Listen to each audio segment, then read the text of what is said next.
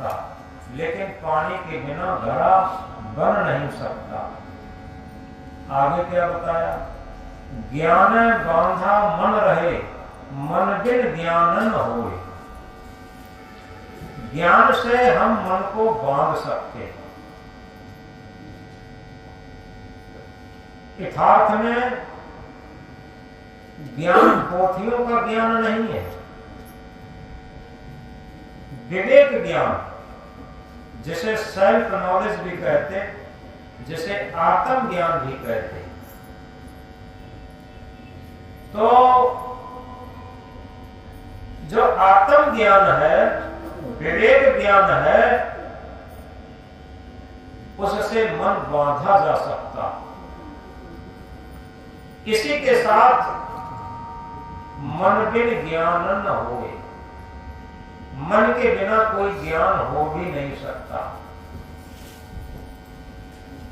अब यहां पर मन की बहुत बड़ी प्राथमिकता है। मन के बिना संसार का कोई कार्य नहीं हो सकता।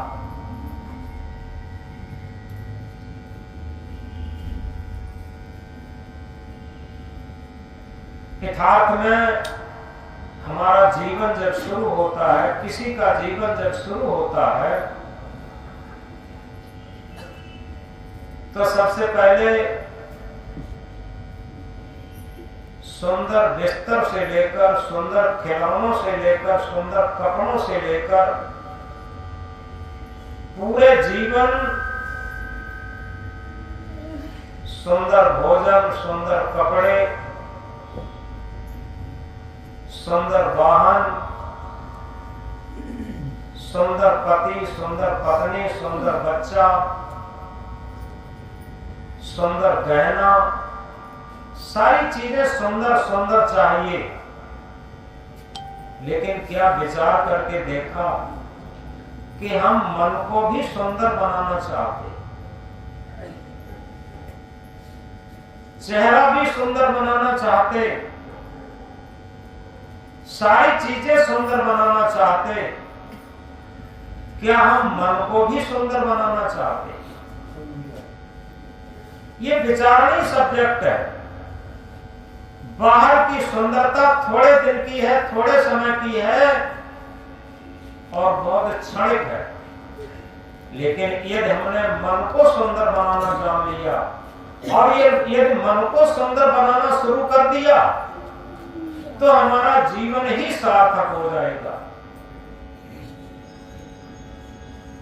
दुनिया में सारी चीजें हम सुंदर चाहते हैं, लेकिन मन कलुषित चाहते हैं, मन गंदा चाहते हैं और जीवन भर मन को गंदा बनाते हैं।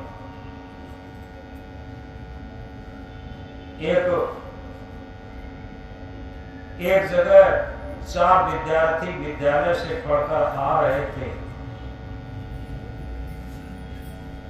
एक विद्यार्थी ने दूसरे विद्यार्थी से पूछा, भैया तू पढ़ लिख करके क्या बनेगा? तो उसने कहा कि हम पढ़ लिख करके डॉक्टर बनेंगे, हमारे पिताजी डॉक्टर। दूसरे विद्यार्थी ने पूछा कि भैया तू क्या बनेगा पढ़ लिख करके? उसने कहा हमारे पिता वकील हैं, हम पढ़ लिख करके वकील बनेंगे। तीसरे से पूछा तू क्या बनेगा पढ़ लिख करके? उसने कहा हमारे पिता इंजीनियर हैं, हम पढ़ लिख करके इंजीनियर बनेंगे। अब एक चौथा विद्यार्थी था। तीनों ने उससे मिलकर उससे पूछा कि भैया बता तू पढ़ लिख करके क्या बनेगा? और जैसे ही उससे पूछा वो गंभीर हो जाता और चेहरा उदास हो जाता, मतलब रोने लगता और ज्यादा पूछने से बड़े बड़े आंसुओं से वो रोने लगता। जब रोने लगता तीनों विद्यार्थी उसका साथ छोड़ के चले जाते। अकेला रोता हुआ घर पहुंचा और जब घर पहुंचा उसकी मां ने समझा कि बच्चे को किसी ने मारा। वो पूछ रही है बेटा अध्यापक ने मारा है या विद्यार्थी ने किसी ने मारा, क्या बात। और ज्यों-ज्यों माँ उसे पूछती है तैसे वो और डिडकारी पोर करके रोता है। बड़े बड़े आंसू उसके गालों से बह रहे हैं, वो चुपने का नाम नहीं लेता। भोजन लाती है, पानी लाती है, सब कुछ लाती है, लेकिन वो चुप नहीं रहा। आखिर एक चादरा तान के और चारपाई पर लेट जाता है और चादरे के अंदर से हुपक हुपक के रोता। मां ने समझा ये अधिक बीमार है, कुछ बता नहीं पा रहा है। उसने उस बच्चे के पिता को यानी अपने पति को बुलाया। पति शीघ्र ही घर आया और ये कहा, देखो बच्चा बीमार है और ये कुछ बोल भी नहीं रहा है, केवल रो रहा है, इसके कहीं दर्द है। पिता ने भी पूछा, बेटा बताओ क्या बात है, किसने मारा है तुम्हें और बताओ। तो ज्यों ही पिता पूछता है त्यों वो डिडकारी पोर के और रोता है, लेकिन बताता कुछ नहीं। पिता ने भी समझा कि इसे कोई आंतरिक परेशानी है और इसीलिए बता नहीं पा रहा है। उसने तुरंत सवारी की व्यवस्था की और ये कहा, बेटा चलो तुम्हें डॉक्टर के पास लिए चलते। जैसे ही डॉक्टर के पास ले जाने के लिए कहा, अब वो लड़का रोते हुए बोलने लगा कि हम बीमार नहीं है, डॉक्टर के पास नहीं जाएंगे। अब पिता ने पूछा, जब बीमार भी नहीं है तो तू बोलता क्यों नहीं। तब लड़के ने कहा कि आज हम विद्यालय से 4 लड़के पढ़ करके आ रहे थे। एक विद्यार्थी ने दूसरे विद्यार्थी से पूछा कि तुम पढ़ लिख करके क्या बनोगे। तो उस विद्यार्थी ने कहा, हमारे पिता डॉक्टर हैं, हम पढ़ लिख करके डॉक्टर बनेंगे। दूसरे विद्यार्थी से पूछा, उसने कहा, हमारे पिता वकील हैं, हम पढ़ लिख करके वकील बनेंगे। तीसरे विद्यार्थी से पूछा, उसने कहा, हमारे पिता इंजीनियर हैं, हम पढ़ लिख करके इंजीनियर बनेंगे। जब तीनों ने मिलकर के हमसे पूछा तो हम क्या कहते कि हमारा पिता शराबी है, हम पढ़ लिख करके शराबी बनेंगे। और ऐसा कह करके वो डिडकारी फोड़ करके रोने लगा। रोते हुए उस अपने बच्चे को, प्यारे बच्चे को देख करके बड़े आंसुओं से पिता के अहंकार, मन के अहंकार की बर्फ पिघल गई। और जब उसका अहंकार गला तो पिता ने अपने बच्चे को छाती से लगा लिया उठा के, और पिता के भी आंसू छलक आए। उसने कहा कि बेटा तू पढ़ लिख करके न डॉक्टर बनेगा, न इंजीनियर बनेगा और न वकील बनेगा। तू कह देना कि मेरे पिता एक नेक इंसान है। आज से हम संकल्प लेते हैं कोई भी दुर्व्यसन प्रयोग नहीं करेंगे और नेक इंसान बनकर के जीवन जिएंगे। और तो कह देना कि मेरे पिता एक नेक इंसान है और हम पढ़ लिख करके नेक इंसान बनेंगे। तो सज्जनों, उस पिता के अहंकार की बर्फ तब पिघली जब बच्चे की आंसुओं की धार बंद नहीं हुई और उसके दुखी द्रवित होने से पिता का अहंकार गला। और जब उसके मन का अहंकार गला तो एक शुद्ध जीवन जीने के लिए संकल्प ले लिया। ये सत्संग हो गया। ये सत्संग की एक घटना घट गई। यदि हम जीवन में परिवर्तन नहीं लाते हैं, सत्य के साथ जुड़ते नहीं है, तो सत्संग कैसे होगा। हम बीड़ी के साथ जुड़ते हैं, तंबाकू के साथ जुड़ते हैं, शराब के साथ जुड़ते हैं, मांस के साथ जुड़ते हैं, झूठ के साथ जुड़ते हैं। रामायण की चौपाई क्या कहती है? सत्य समान धर्म नहीं दूजा, जब तक यज्ञ होम नहीं पूजा। सत्य के समान दुनिया में कोई धर्म नहीं, जब तक यज्ञ होम पूजा नहीं। तो इस तरीके से यथार्थ में जब हमारा मन बदलता है और मन के प्रति सत्य की निष्ठा ही सच्चा सत्संग है। जब तक मन के अंदर सत्य की निष्ठा नहीं होती, सत्य के प्रति श्रद्धा नहीं होती, सत्य के प्रति समर्पण नहीं होता, तब तक सत्संग अंदर घटित नहीं होता। भले ही जिज्ञा से हम सत्संग रटते हैं। जैसे पानी रटने से प्यास नहीं जा सकती, भोजन रटने से भूख नहीं जा सकती, धन रटने से धन नहीं आ सकता, इसी तरीके से धर्म सत्संग भक्ति रटने से नहीं होगा। ये अंदर से प्रस्फुटित होने चाहिए।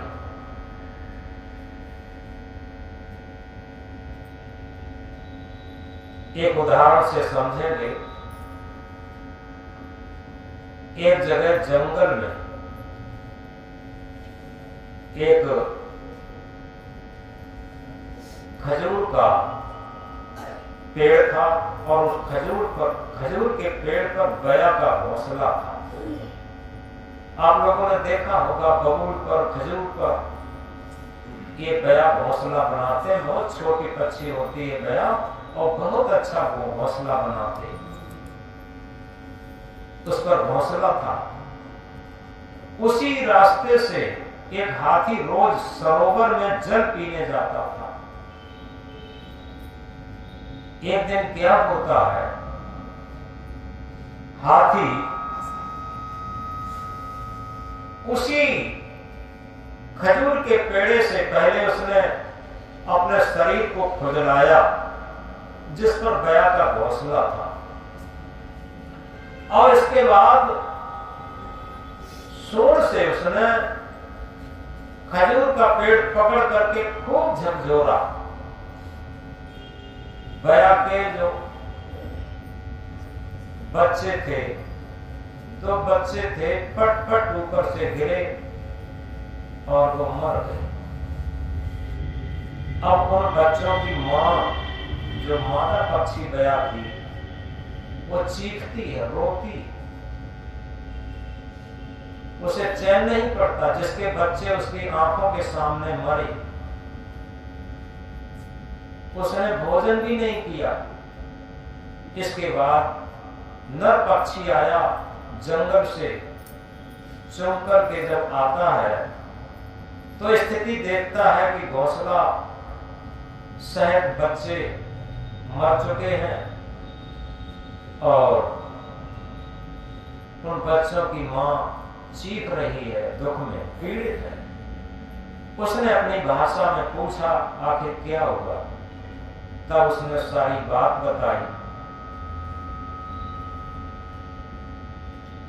तो एक बार उस नर पक्षी ने धैर्य बनाया, ये कहा चलो हो गया वो हो गया, अब धैर्य से काम लो, साहस से काम लो और अपना घोंसला फिर बनाएंगे और सब कुछ फिर हो जाएगा। लेकिन एक बार कम से कम इस हाथी को और इसकी पत्नी को बता दो कि बच्चों के मरने का मां को जितनी पीड़ा होती है उतनी पिता को नहीं होती और दूसरे को क्या हो सकती। मां उसकी पीड़ा समझती है। तो तुम एक बार जाके इस हाथी की पत्नी को बताओ।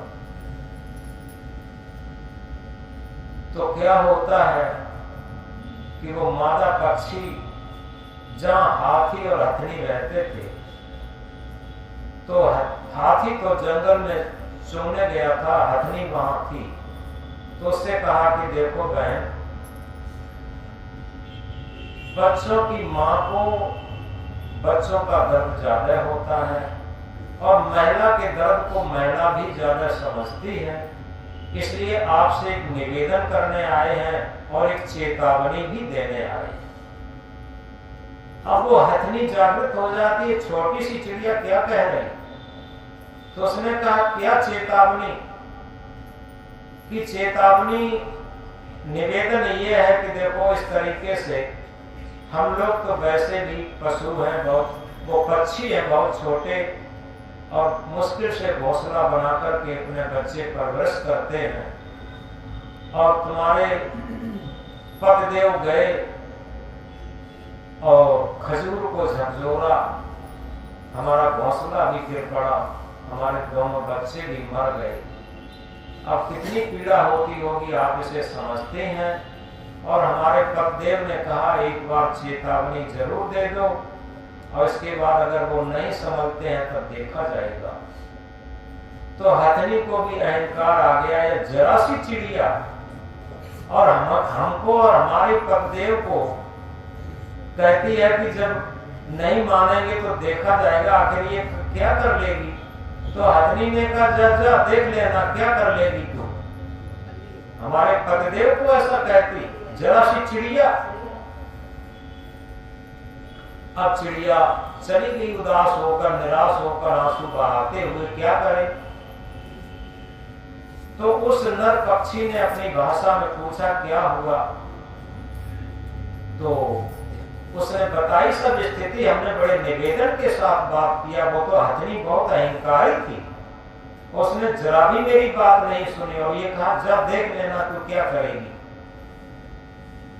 अब उस नर पक्षी को भी क्रोध आ गया, क्योंकि कई बार निवेदन करने के बाद भी, कई बार सहन करने के बाद भी कोई आदमी नहीं मानता है, तो आखिर कहां तक क्या हो, उसे क्रोध जग गया। तो गया पक्षी जाता है जहां हाथी वही सो रहा था लेटा हुआ, उसके कान में जाकर के घुस गया, कान में जाकर के घुस गया। जो कान की पर्दा होती है बड़ी कोमल, अपनी चोंच से वहां फुट फुट करने लगा, और जब फुट फुट करने लगा हाथी एकदम घबराया, और घबराता है और जैसे ही वो भागता है, अब इस पेड़े में कहीं लगाता टक्कर, कहीं उस पेड़े में लगाता, लेकिन वो गया पक्षी नहीं निकलता। अब वो तड़पता है दर्द के वजह से, क्योंकि कान की पर्दा में जो वो चोंच लगाता है बार बार, तो बहुत दर्द होता। हाथी तड़पता है, चिंघरता है, लेकिन वो कुछ नहीं मानता। तब हथनी ने जाकर के उस गया पक्षी की जो मादा थी उससे निवेदन किया कि बहन हमसे बड़ी गलती हुई, और उस दिन हम आपसे बड़े अहंकार में बोली, आज किसी तरीके से क्षमा कर दो, मेरी पतिदेव की जान बख्श दो, और मैं संकल्प लेती हूँ जीवन भर कभी भी आपको, आपके परिवार को या किसी छोटे गरीब परिवार को नहीं सताएंगे। तो अब वो मादा पक्षी उसका निवेदन मान करके जाती है जहां हाथी वो तड़प रहा था, बिलबिला रहा था दर्द की वजह से। वहां उसने जोर जोर अपनी भाषा में कुछ कहा, और उस अपनी मादा पक्षी की भाषा सुनकर के जो नर पक्षी था हाथी के कान से निकल आया, और जैसे ही निकल आया उसकी जान में जान पड़ी, और सारा उसका अहंकार चूर हो गया, उस हाथी का भी और हथनी का भी। तो एक उदाहरण है। इस उदाहरण से हम ये समझें कि हम ये न समझें कि हम मानव शरीर में हैं और सब कर्म कुकर्म अकर्म भ्रष्टाचार करने का मुझे अधिकार है, ऐसा कुछ नहीं। सबसे बड़ी चीज ये है कि एक्शन टू रिएक्शन, क्रिया की प्रतिक्रिया होती है, इसे दुनिया में कोई नहीं रोक सकता। एक कारण कार्य की इस प्रकृति में अटूट व्यवस्था है। कबीर साहब ने जिसे कहा, कबीर कमाई आपने निष्फल कबून जाए, होया पेड़ बबूल का आम कहां देखा। यथार्थ में हमारा कर्तव्य ही हमारे सुख और दुख का कारण बनता है। अगर हमने अच्छे विचार और अच्छे कर्म और अच्छे संस्कार बटोरे हैं तो एक सुख शांति का कारण बनेंगे, और हमने खराब विचार, खराब कर्म और खराब संस्कार बटोरे हैं तो ये दुख का कारण बनेंगे। ये स्वाभाविक है। तो इसलिए हमें जागृत होना चाहिए इस संबंध में। हम कभी भी इस बात का कोई अहंकार न करें कि हम बहुत बड़े ज्ञानी हैं। ज्ञान बहुत छोटी चीज है और आचरण बहुत ऊंची चीज है, क्योंकि ज्ञान तो केवल रटा जाता है, आचरण करनी और रहनी में उतारा जाता है।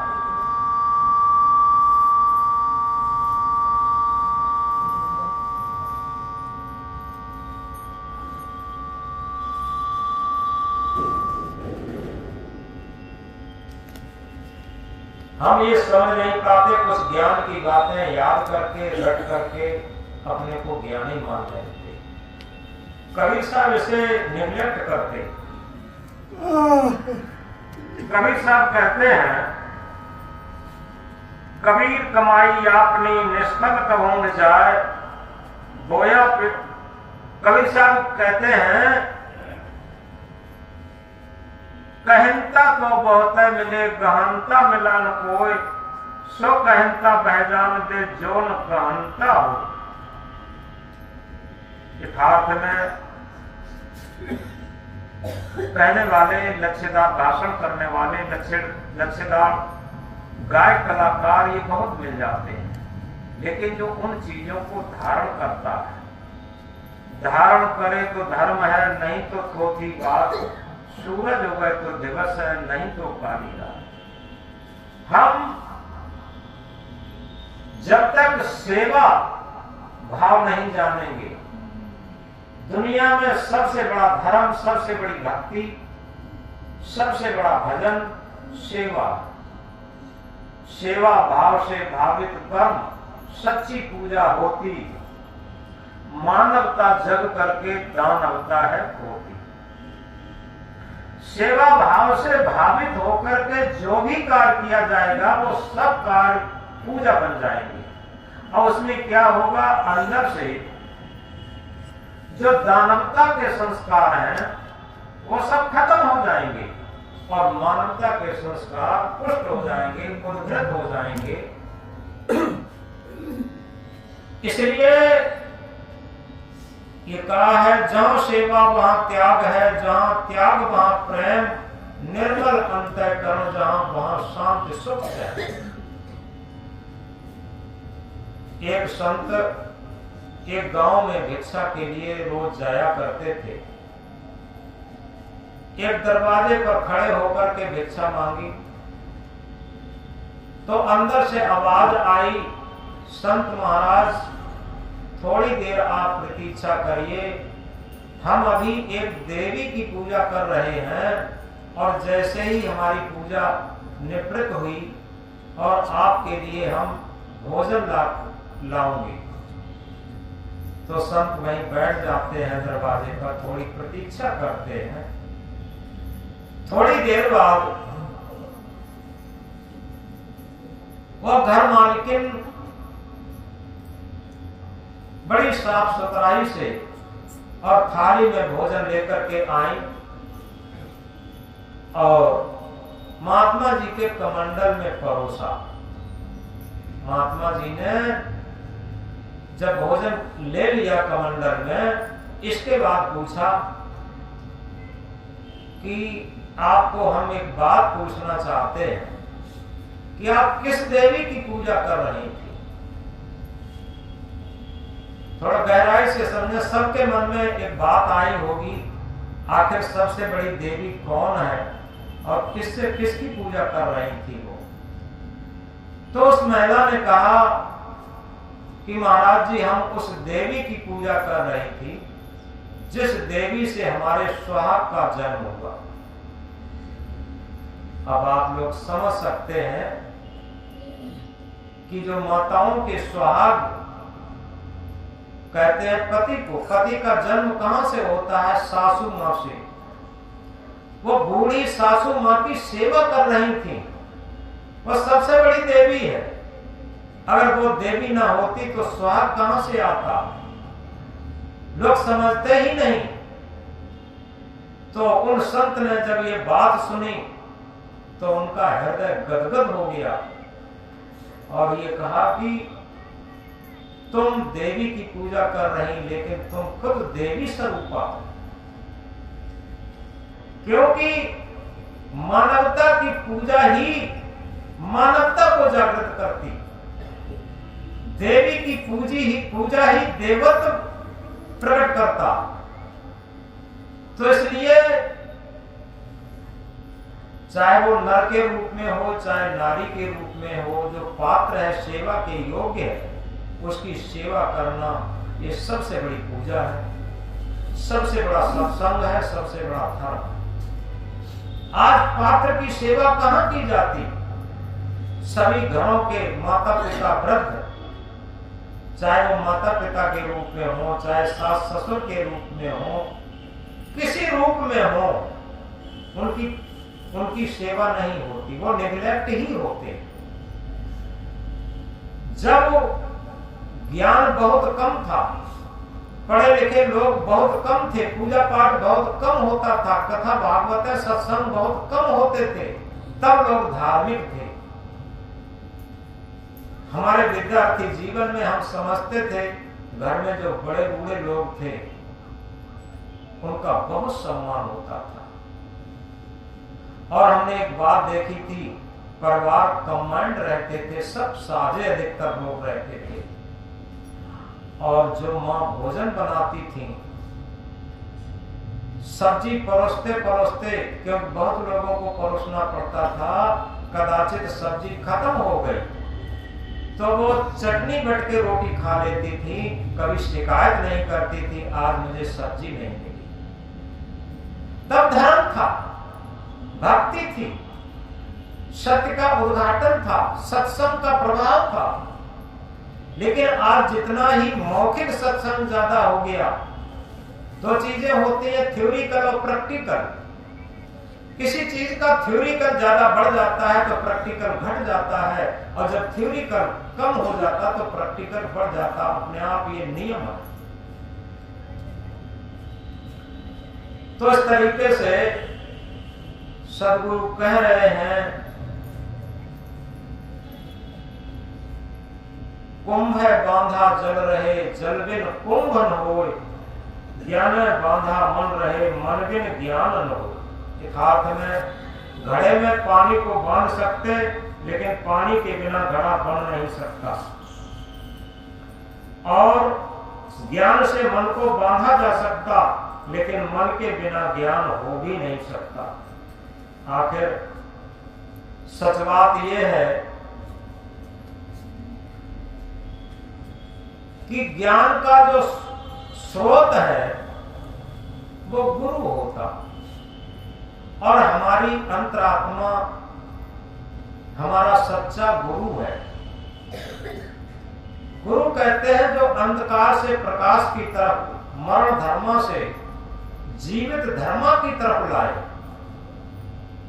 तो आत्मा ही एक ऐसा गुरु है जिससे हमारा जीवन शुरू होता, और जिन्हें हम सदगुरु मानते हैं वो सदगुरु हमारे अंदर ही उस सदगुरु का साक्षात्कार कराते, जिस सदगुरु से हमारा जीवन जीवित रहता और जिस सदगुरु से हमारा जीवन शुरू होता। उस सदगुरु का बोध करवाते, उस सदगुरु को का साक्षात्कार करवाते। तो इसलिए मंत्र में क्या कहा? गुरु कुमार शिष्य कुंभ है, गड़गड़ काढ़े कोट, अंदर अंदर हाथ दे, बाहर बाहर छोड़। गुरु एक कुम्हार के समान होते हैं। कुम्हार जब चाक पर मिट्टी रखता है और घड़े का निर्माण करता है, तो अंदर हाथ का सहारा लगाता और बाहर से एक पटली से चोट भी मारता। उसके चोट इसलिए मारता जो भी उबड़ खाबड़ जगह है उसे निकालता है।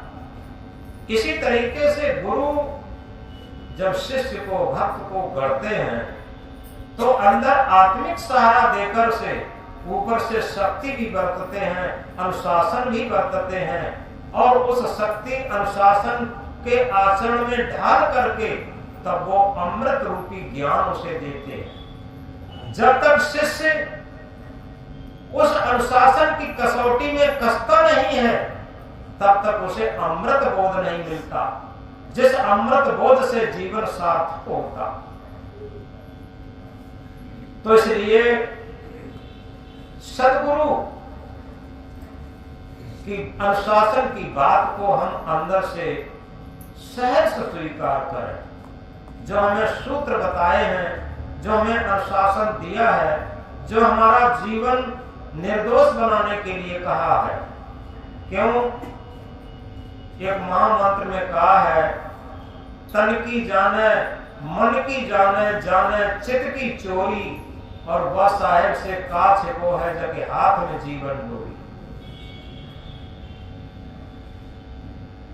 यथार्थ में हमारे अंदर जो साहेब है सत्य आत्मा,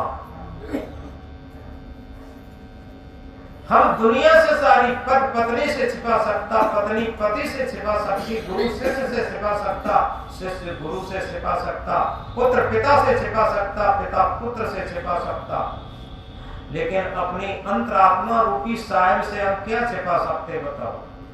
और उसी के हाथ में जीवन डोरी है। वो तन की भी जानता है, मन की भी जानता है और चित्त की चोरी भी जानता है, सब कुछ जानता, हर श्वास की जानता, हर क्षण की जानता। क्या नहीं जानता? वो सत्य साहिब जो हमारे अंदर आत्म परमात्मा रूप में विराजमान है, वो सब कुछ जानता। और इसीलिए कहा, तन की जाने, मन की जाने, जाने चित्त की चोरी, और बस साहिब से का छिपो है जगह हाथ में जीवन डोरी। उसी साहिब के हाथ में जीवन डोरी है।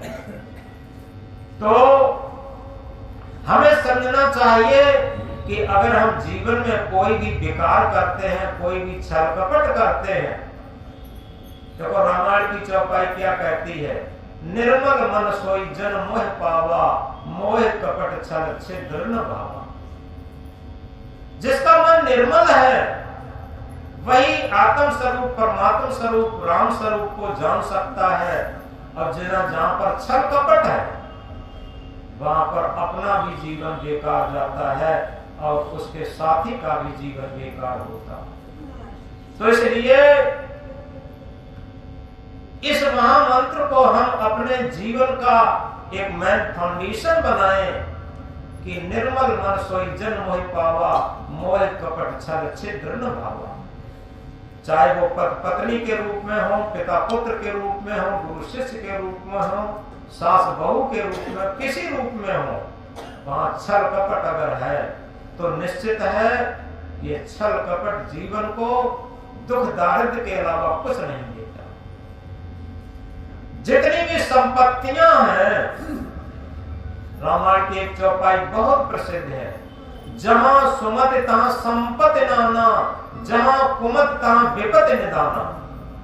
जहां सुमति है, आपस में सामंजस्य है, प्रेम है, एकता है, संगठन है, आत्मीयता है, वहां सारी संपदा इकट्ठी हो जाती, किसी भी संपत्ति की कमी नहीं रहती। और जहां कुमति है वहां क्या कहा जाए, कौन सी विपत्ति, कौन सी कठिनाई कब आ जाए कुछ कहा नहीं जा सकता।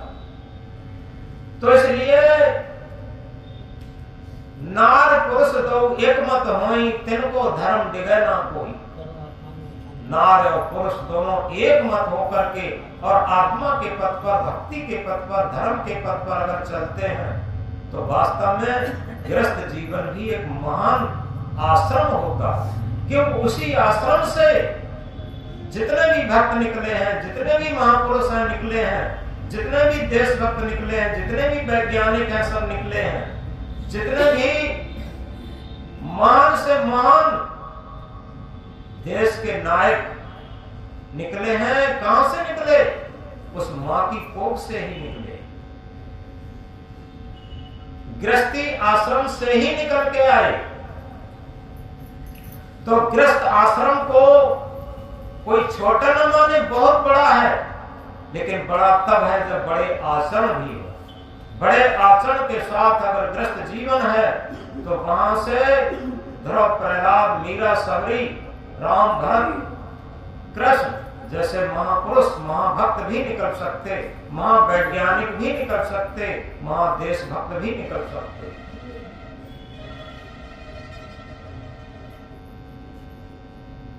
तो इस प्रकार हम इस बात को बहुत गहराई से समझें।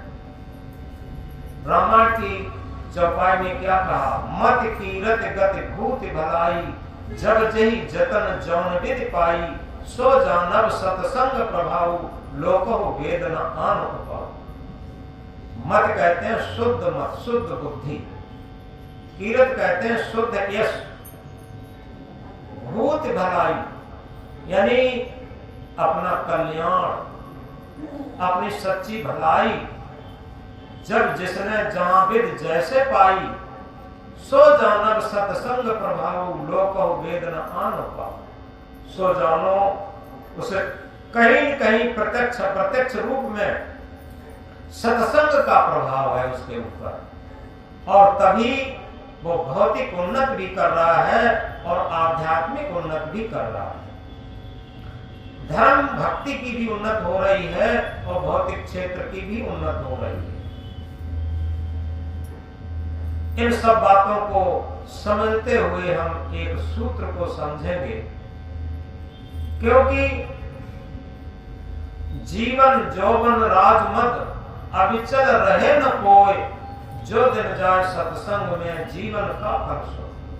हमारे पास जीवन है, जवानी है, राजमद है, जवानी मद है, पद मद है, ये सारे जितने भी मद हैं वो कोई भी स्थिर नहीं।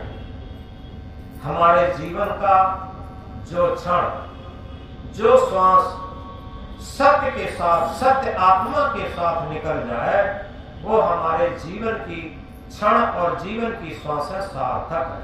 वही जीवन हमारा सार्थक है। और इसीलिए कहा सत्संग बिना कल्याण नहीं, सत्संग को जांचता है मुनि ज्ञानी। शेर के संग में श्यार आनंदित, पंडित के संग मूर्ख ज्ञानी। मिश्री के संग में बांस की कीमत, दूध के संग बिकावत पानी। गेहूं कहे सुन रे बधुआ, सत्संग प्रभाव लगे कोई पानी। यथार्थ में सत्संग जीवन का वो अमृत है। इस सत्संग अमृत को पान करते ही हमें लाभ मिलता, भौतिक लाभ भी मिलता, आध्यात्मिक लाभ भी मिलता, इस लोक में भी लाभ मिलता और पुनर्जन्म परलोक में भी लाभ मिलता।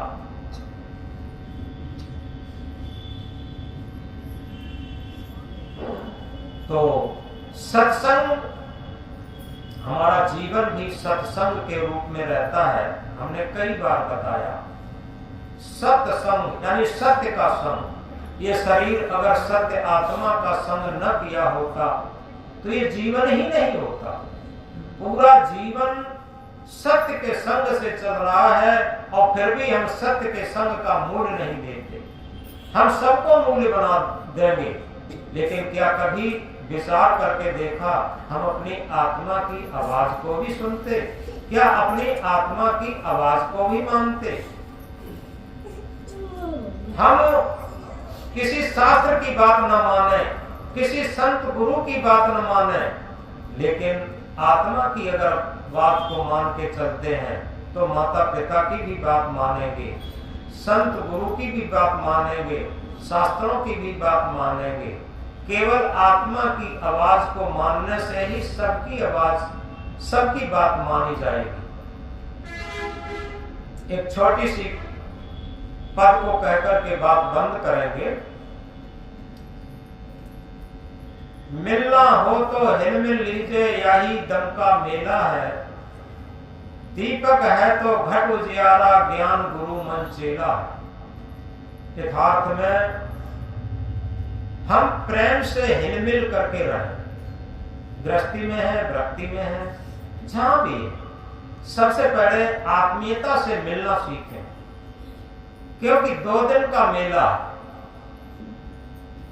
देखते हैं हमारी आंखों के सामने कितने लोग चले गए, रोज उठ उठ के जा रहे हैं यहां से, और सब कुछ छोड़ छाड़ के जा रहे, कुछ लेकर के नहीं जा रहे। एक प्रमाण भी यहां से साथ नहीं जाता। जो हमने अच्छे विचार, अच्छे कर्म और अच्छे संस्कार बटोरे हैं, वही हमारे सच्चे मित्र होंगे, वही हमारा सच्चा बैंक बैलेंस होगा, वही हमारा सच्चा धन भी होगा। तो मिलना हो तो हिलमिल लीजिए, मिलना हो तो हिलमिल लीजिए, यही दम का मेला है। दीपक है तो घट उजियारा, ज्ञान गुरु मन चेला। जिस तरीके से किसी कमरे में एक प्रज्वलित दीपक रख दिया जाए तो कमरे का अंधकार समूल नष्ट हो जाता, खत्म हो जाता। इसी तरीके से अपने अंतःकरण में हम ज्ञान का दीपक उपस्थित करें। जब हमारे अंतःकरण में ज्ञान का दीपक उपस्थित होगा तो हमारे अंदर से अज्ञान रात्रि चली जाएगी। दीपक है तो घट उजियारा और ज्ञान गुरु मन चेला है। तब क्या हो जाएगा? ज्ञान ही गुरु हो जाएगा और मन चेला हो जाएगा। ये दुनिया में सबसे ऊंची चीज है। ये मन हमेशा गुरु बना रहता, क्योंकि मन के अनुसार ही जीवन चलता। सारे लोग अपने अपने जीवन को विचार करके देखें, मन के अनुसार जो जीवन ज्यादा व्यतीत करते उनका मन गुरु है और आत्मा चेला बनी हुई है। लेकिन जब ज्ञान अंदर प्रस्फुटित होता, जब तक जिह्वा पर ज्ञान रहता,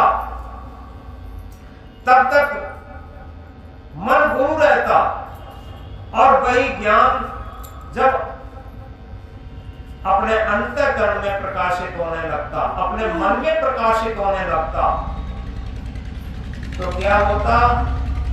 आत्मा गुरु बन जाती है, आत्मज्ञान गुरु हो जाता और मन चेला हो जाता। दीपक है तो घट उजियारा, ज्ञान गुरु मन चेला है।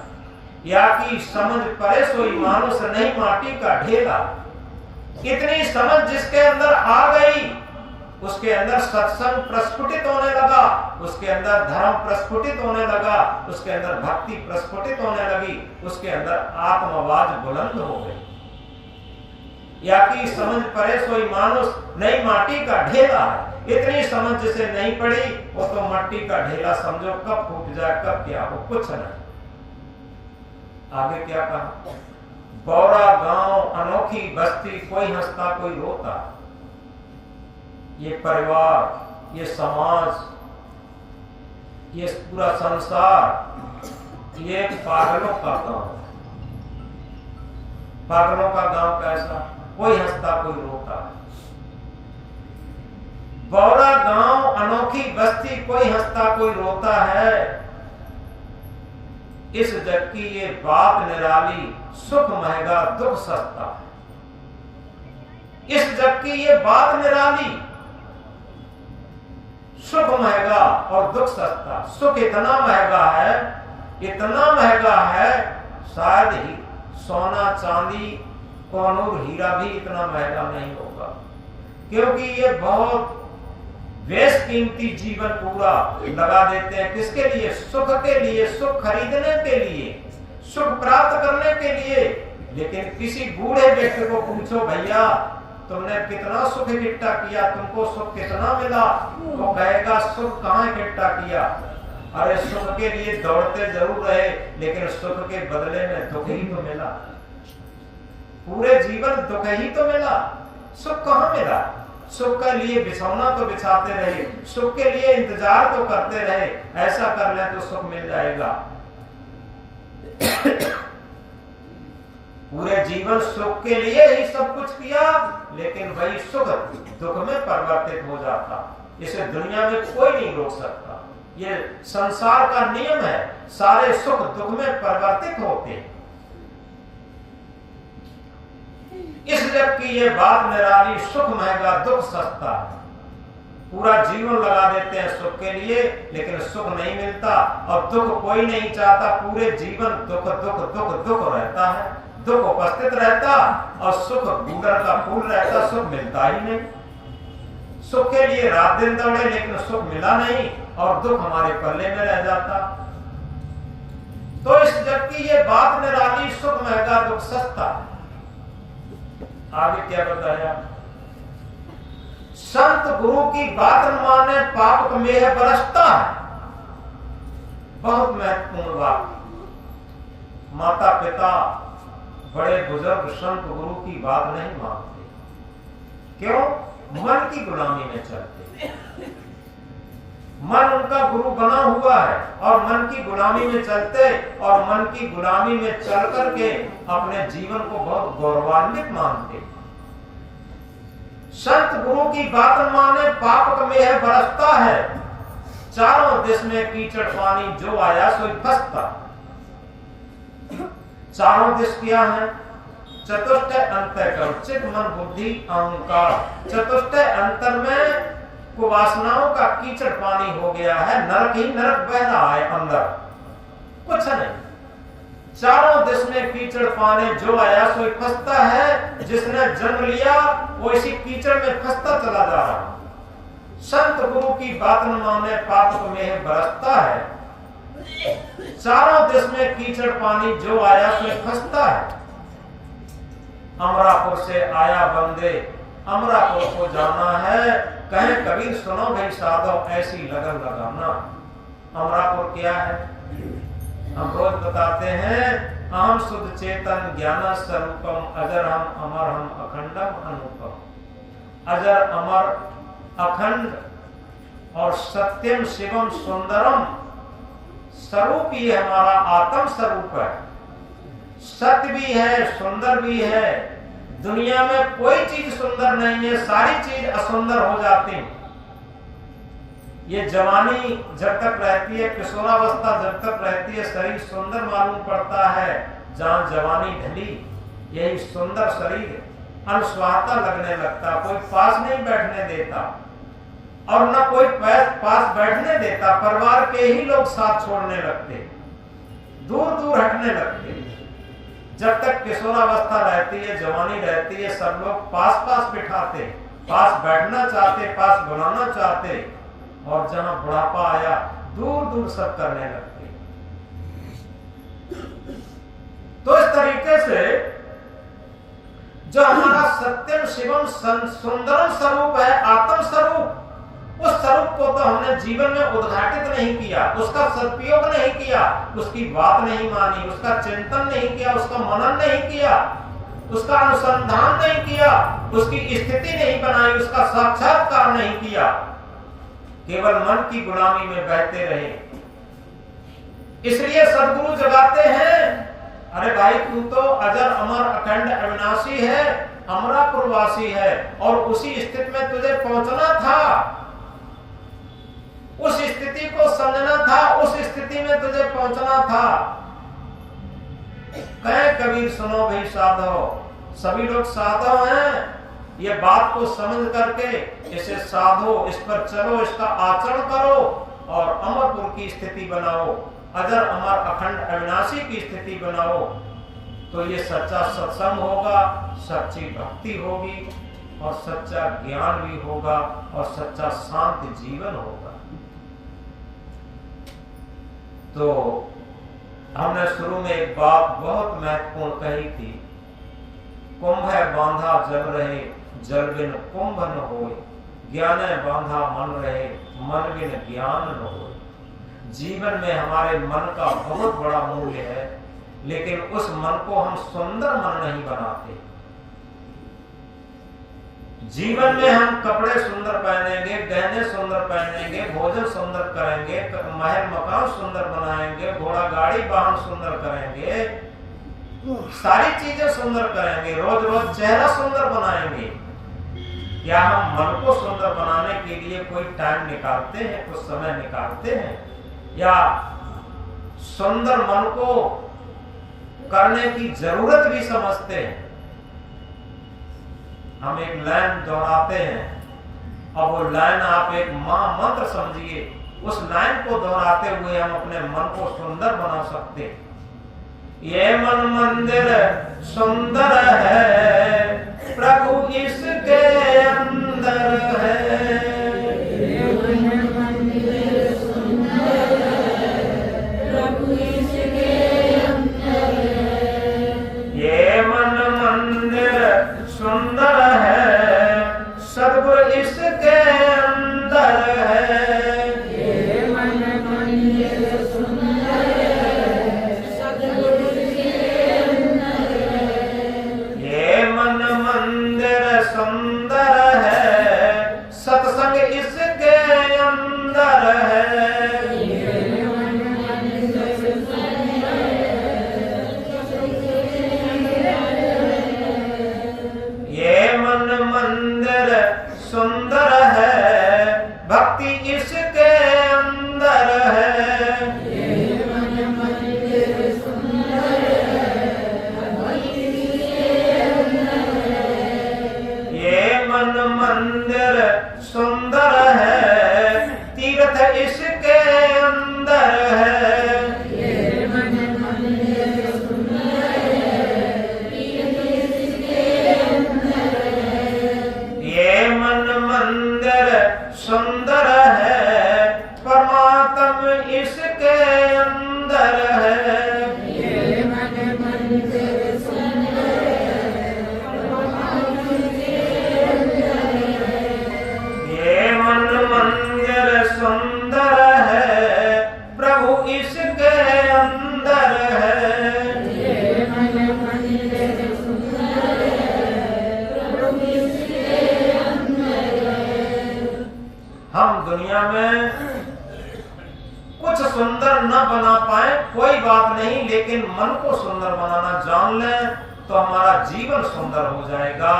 यदि मन सुंदर ना हुआ तो जीवन सुंदर नहीं होगा, याद रखें। और अंत में एक बात कहकर के बात बंद करेंगे। फूल बनकर मुस्कुराना जिंदगी है, फूल बनकर मुस्कुराना जिंदगी है, मुस्कुराकर गम भुलाना जिंदगी है, मुस्कुराकर गम भुलाना जिंदगी है। जीत कर मुस्कुराए तो क्या हुआ, जीत कर मुस्कुराए तो क्या हुआ, हार कर भी मुस्कुराना जिंदगी है, हार कर भी मुस्कुराना जिंदगी है। बोलो सद्गुरु कबीर साहब की जय।